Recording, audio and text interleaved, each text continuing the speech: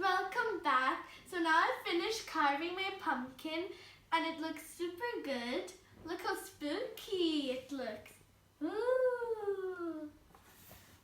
And all my hard work paid off. It took about 1.5 hours to do, and yeah, I'm just going to use these fairy lights I got from Poundland, and I put them in a bag, and now I'm going to put them inside of a pumpkin.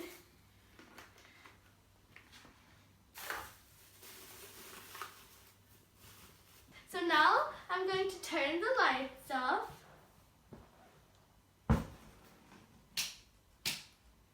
Look how spooky my pumpkin looks. Looks so nice. Look how spooky it looks.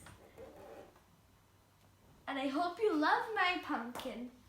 And don't forget to smash that subscribe button and be sure to like, share, and comment down below if you carved a pumpkin this Halloween. So, I hope you guys enjoyed my video, and I'll see you in my next video. Bye bye, everyone.